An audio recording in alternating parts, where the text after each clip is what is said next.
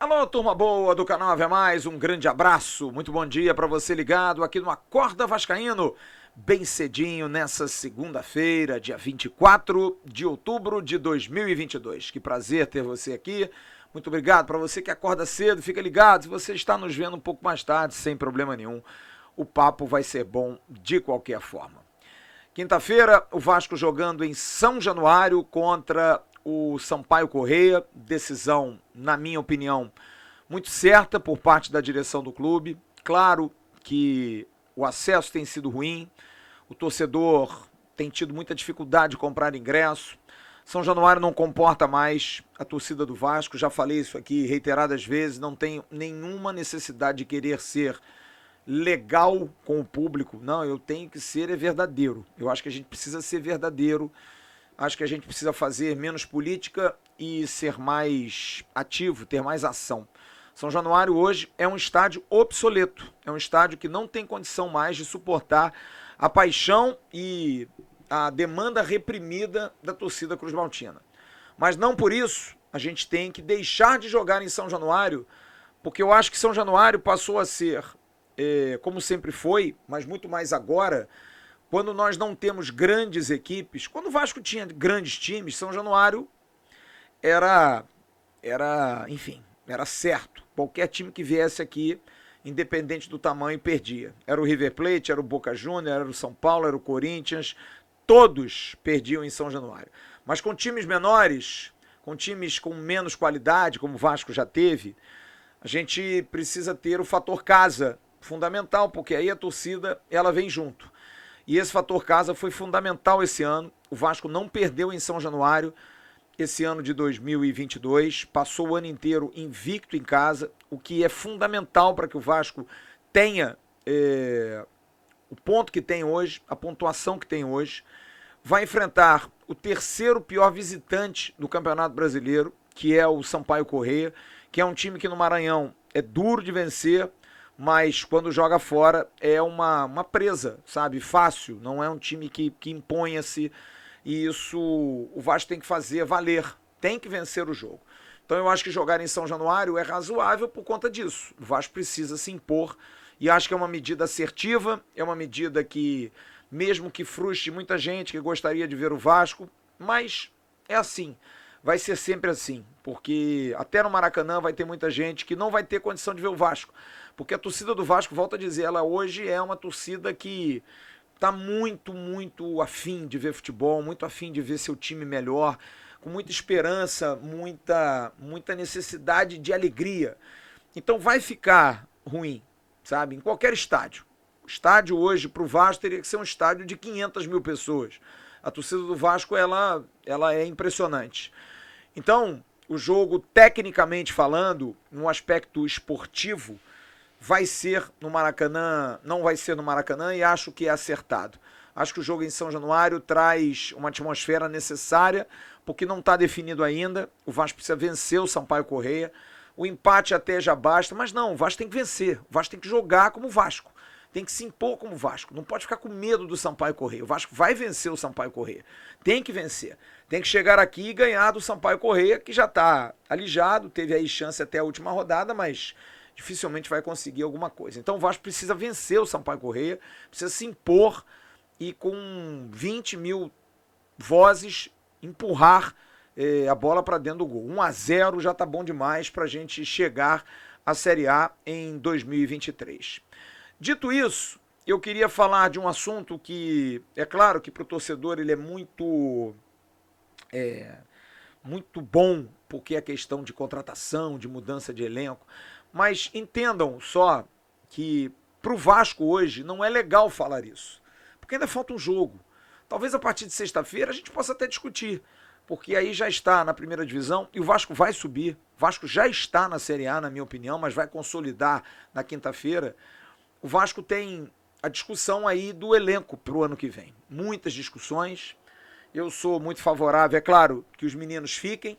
Acho que os meninos esse ano tiveram o melhor ano da vida deles no Vasco, reforçados por uma geração mais forte de cabeça. Acho que a geração Peck e Figueiredo é uma boa geração, mas muito infantil, muito ainda sem maturidade. A gente vê nas celebrações, a gente vê nas maneiras de falar, nas entrevistas, muito ainda protocolares. E aí você vê uma entrevista de um Andrei, de um Marlon, de um Egnaldo, são jogadores de uma nova geração do Vasco, que me parece muito mais preparada. E juntou-se esse molho todo, a maturidade se conquista, e eu acho que esses moleques têm que ficar. Figueiredo, próprio Peck, Andrei, Marlon, Egnaldo, o Julião, lateral esquerdo, pode ser aproveitado. Eu colocaria no time profissional para treinar, para estar junto. O Ryan, subiria o Paulinho, lateral direito do Sub-17, que já está no Sub-20, para estar ali no bolo também, para estar treinando. Você já tem Ulisses e Miranda, são jogadores de uma geração um pouco mais anterior, da geração de 2019, que foi vice-campeão da Copa São Paulo. São os únicos remanescentes daquele time. Tem o Zé Vitor, que eu acho que é um zagueiro bom, não acho que seja, mas é um zagueiro bom, que pode também em algum momento ajudar. Você tem ali o Alexander, que é um goleiro de base. O Halls, eu acho que, não sei, não confio plenamente no Halls. O Alexander eu acho que é um bom goleiro. Enfim, eu manteria essa molecada, e vejo aí as situações envolvendo 4 jogadores que estão por vencer contrato, mas que renovam automaticamente em caso de acesso. E dos 4, eu ficaria com 3, mas dentro de uma condição de que os 3 estariam compondo o elenco, de composição de elenco. E não para jogar como titular absoluto. Se eles treinarem bem, até poderão ser. Mas eu não sei se Thiago Rodrigues, Anderson Conceição e Yuri Lara são jogadores de Série A. Podem ajudar eventualmente, podem compor um elenco. Bom lembrar que o Conceição, por exemplo, passou o ano de 2021 todo no Cuiabá, estando como reserva, né? Como reserva no Cuiabá. Então, prova de que mesmo no Cuiabá, mas na Série A, ele não gozava desse prestígio todo. Então eu acho que o Anderson Conceição pode compor. Um jogador importante, líder, jogador de boa força, principalmente pelo alto. Você tem o Yuri Lara, que é um jogador de uma característica muito comum, de força, de pegada, mas um jogador com limitações técnicas, mas pode ser importante para um jogo de necessidade de marcação, de força. E o Thiago Rodrigues, que foi um goleiro que oscilou, mas é um goleiro que tem seus méritos.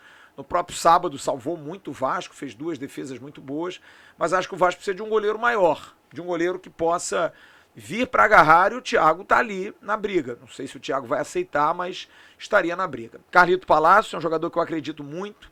Acho que é um jogador que está sendo adaptado a uma segunda posição de meio de campo, que eu acho que é perfeita para ele. Jogador de organização, que não tem velocidade muita para chegar na frente. O Palácio me lembra muito o Juninho Pernambucano, assim, início de carreira, aquele 8 construtor, um jogador.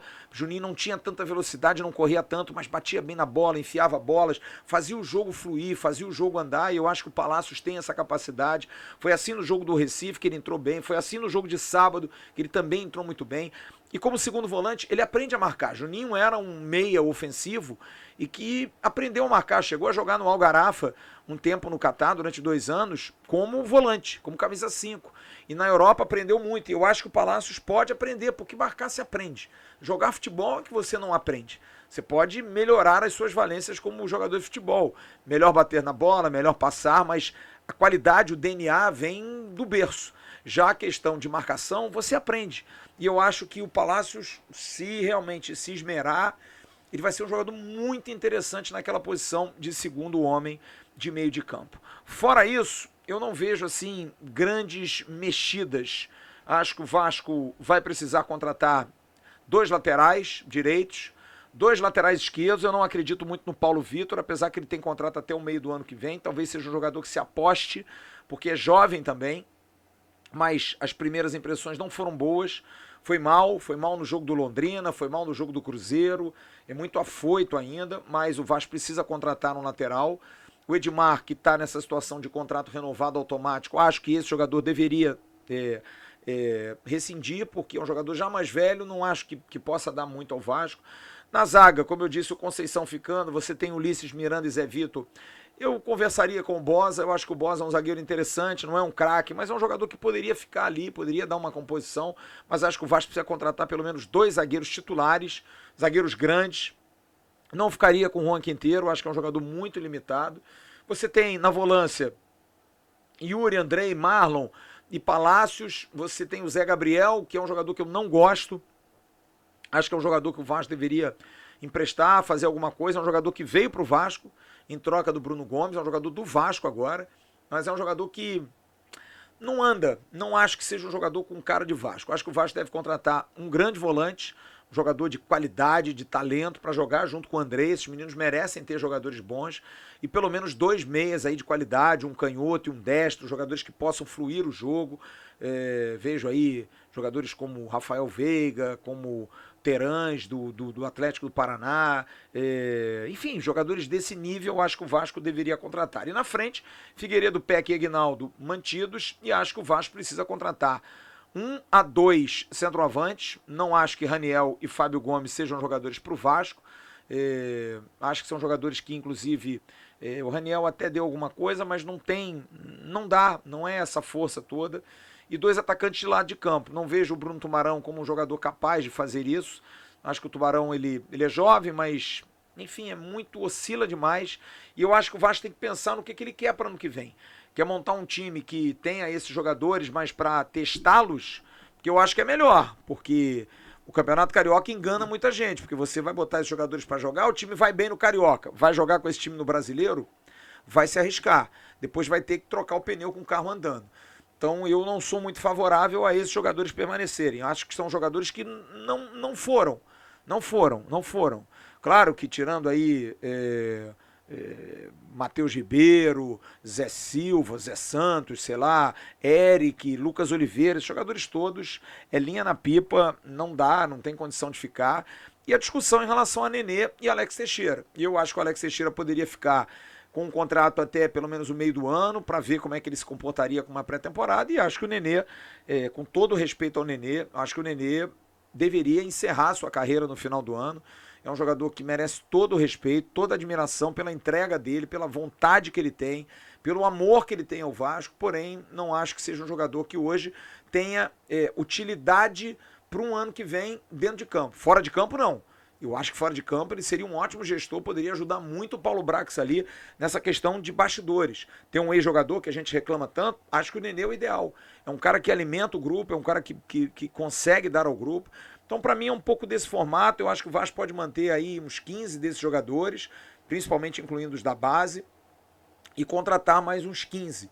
De 13 a 15 jogadores, mas aí de uma prateleira mais alta, investindo um grande goleiro, 2 grandes zagueiros, a defesa inteira, 2 laterais titulares, contratar um volante, 2 meias, 2 atacantes, titulares, tem que formar um time titular, talvez aí com o Andrei sendo um jogador que possa compor e talvez um Aguinaldo, um Figueiredo, acho que podem estar nesse time titular. No restante, eu acho que tem ainda muita lenha para muita gente, muitos jogadores que precisa se agradecer pelo que fizeram pelo Vasco, pelo que eles deram ao Vasco, por tudo que eles estão contribuindo para que o Vasco volte, mas assim é a vida, sabe? Eu sei que vai ser difícil, principalmente para o Paulo Brax, de juntar esse pessoal na mesa e dizer, olha gente, foi muito legal, muito obrigado, mas a gente vai mudar a filosofia da empresa, a firma vai mudar, porque não dá para ser pelo coração, tem que ser pela razão, porque pelo coração, de você ficar apegado, de você sentir pena porque saiu, é triste, cara, é muito triste porque,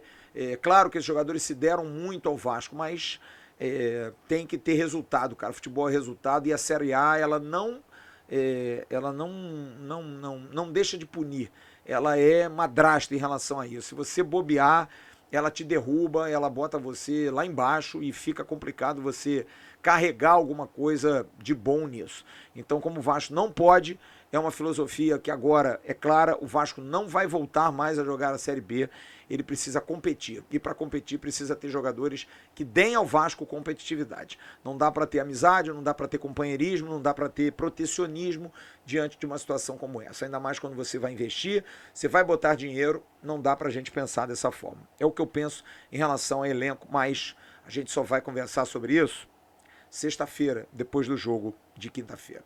Tá legal? Daqui a pouco tem um Bom Dia Gigante com o Emerson Rocha e logo mais eu vou estar na nossa tradicional live aqui do canal Atenção Vascaínos, lá do Atenção Vascaínos, o Ave Mais faz parte da plataforma 2. Aliás, lhe pedir, se você não é inscrito no canal Ave Mais, se inscreva. A gente está querendo alcançar melhores números, dê um like nesse vídeo, Compartilhe o link pelos seus grupos de WhatsApp, tem sempre muita notícia, muita coisa legal e muita opinião, como eu tenho sempre, todo dia de manhã, aqui no Acorda Vascaíno. Um grande abraço a todos vocês, um ótimo dia, fiquem com Deus, uma ótima semana. Quinta tem Vasco, o Vasco vive e o Vasco já subiu. Tchau.